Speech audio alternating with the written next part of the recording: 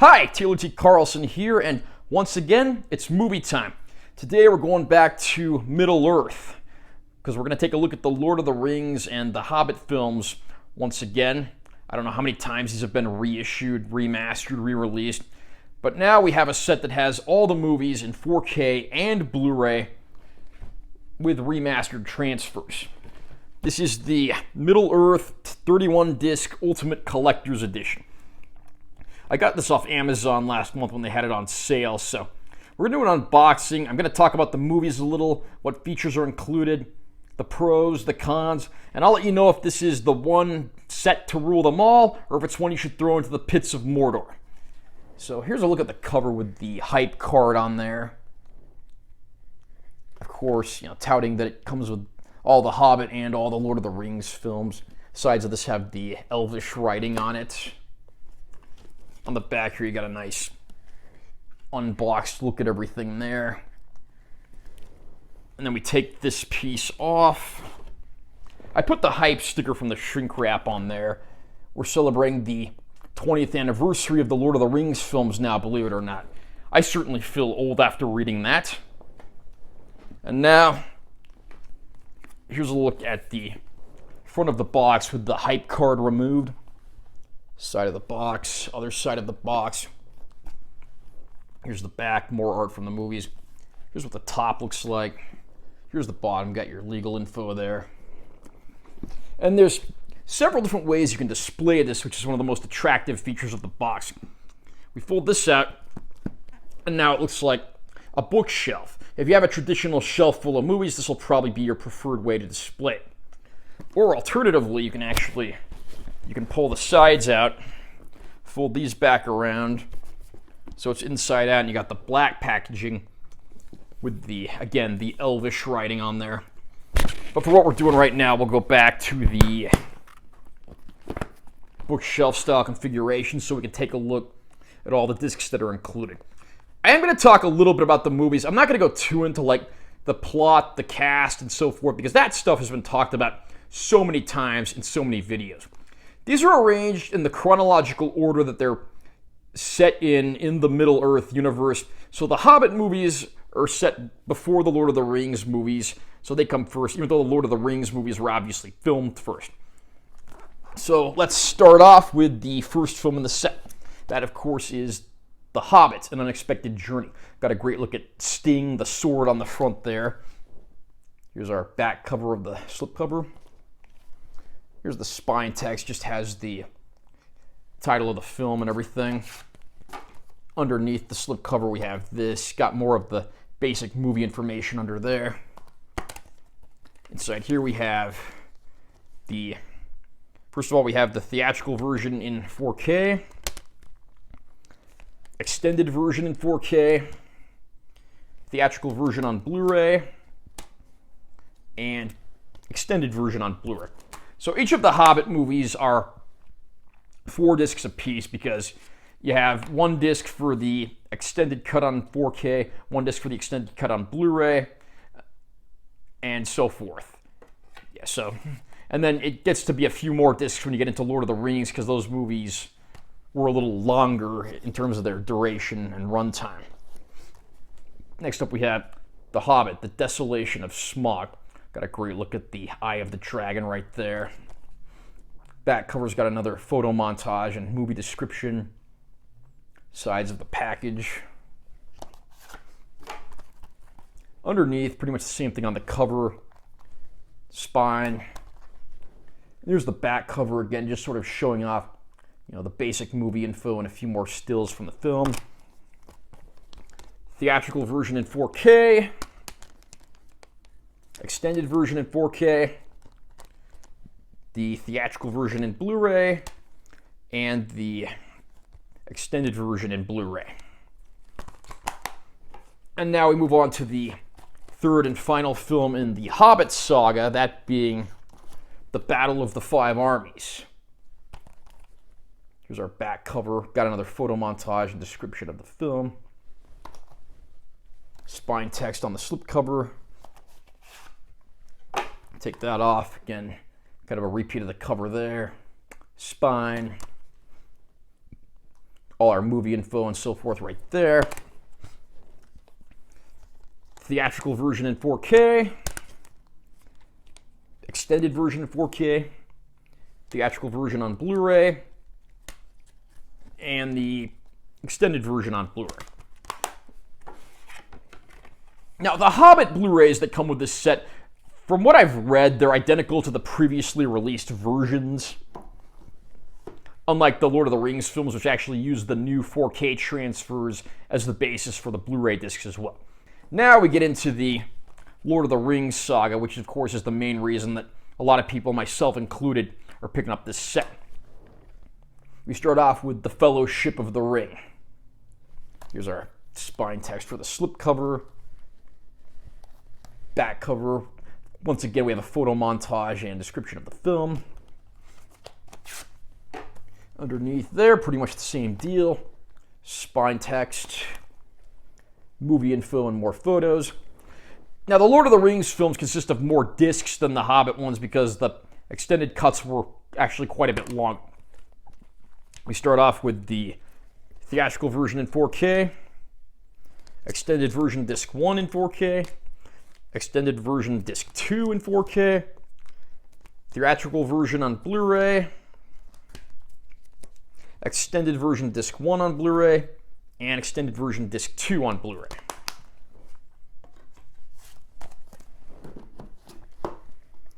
We then come to the second Lord of the Rings film, that being The Two Towers.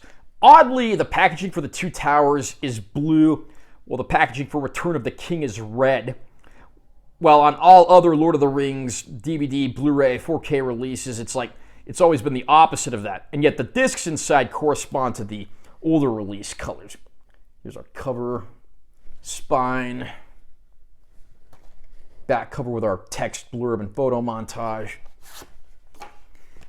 Under the slipcover, same deal in the cover.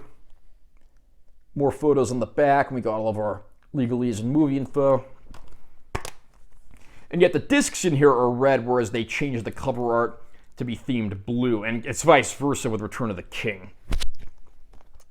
Theatrical cut in 4K, extended version disc 1 in 4K, extended version disc 2 in 4K, theatrical version on Blu-ray, extended version disc 1 on Blu-ray, extended version disc 2 on Blu-ray. And we come to the final film in the saga and the third Lord of the Rings film, that being The Return of the King. And on the back here we have, once again, another text blurb and more stills from the movie, our usual spine text and the like. We'll take this off. Underneath, you pretty much get the same thing on the cover. Back cover with all the film info and more stills from the movie. Spine pretty much looks the same as the slipcover. And the discs are blue in here, like I was saying before, even though the cover is red. The disc color is consistent with older releases, but the slipcover for this and, of course, The Two Towers are not. Theatrical version in 4K right there. Extended version 4K disc 1. Extended version 4K disc 2. Theatrical version on Blu-ray disc 1. Extended version on Blu-ray disc 1. And extended version disc 2 on Blu-ray. And that does it for the films, and now we come to the last box that's in here, this being the bonus features box. Sadly, this isn't a slipcover like the others, so there's no notch on top that makes it easier to get out, so that's a little annoying. But this bonus material comes in its own little box here. You got the, I believe that's Dwarvish writing there. There's the text for the spine of the box. On this side, you got more of those elements. We open this up on top. It's got a little flip open cover. Digital codes for both the Lord of the Rings and the Hobbit films. I'll be giving these away in a contest on my channel later on. You got this right here, The Hobbit and Lord of the Rings, a collection of costume sketches, photography, and production notes. Back cover of the booklet. We have some interesting, concept art and photographs from the production in here. And this book's a very cool read. I mean, even if you're a casual fan, you'll probably learn some interesting stuff and, of course, get a nice glimpse behind the scenes. the late, great Christopher Lee as Saruman, of course. I think Battle of the Five Armies was actually his last live-action film released before his death. And I'm not going to go through every single page in the book, but you kind of get an idea of what's included here. We also, as an added bonus, get these, like, I guess you'd call them like travel postcards of the places around Middle-earth. And I think that's a nice touch. I mean, I don't really need like all the physical bonus stuff, but these are cool. Like right here, you got the Shire. You have a description of each place on the back. Yeah. Lake Town from the Hobbit movies. Erebor, the Dwarf Kingdom. And I do apologize if I mispronounce any of these character or place names. I'm a fan, but I'm not so big of a fan that I know it like the back of my hand the way some people do. And I actually had the extended version of The Fellowship of the Ring on DVD, and it came with bookends that were modeled after these two statues. Unfortunately, I did drop them off the bookshelf and decapitated and literally disarmed them, so not one of my prouder moments. Here we got Rohan.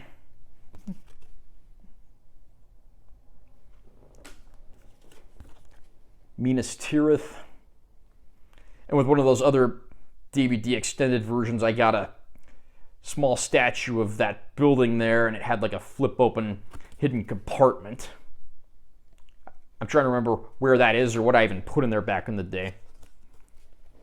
And you got Rivendell here. And that does it for the art cards. Now we have what's probably going to be the big draw for this set, and that's the exclusive Blu-ray bonus disc that's included. Here's a look at the disc inside its case.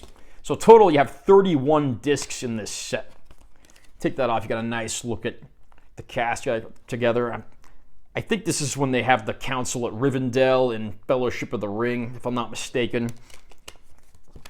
And the features on this disc are Alamo Drafthouse cast reunions that were hosted by Stephen Colbert, and these were actually presented on the big screen when you went and saw the re-releases at Alamo Drafthouse Cinemas. Unfortunately, we don't have an Alamo Drafthouse Cinema here in Las Vegas, so I didn't get to go to those, but I guess getting the set's the next best thing.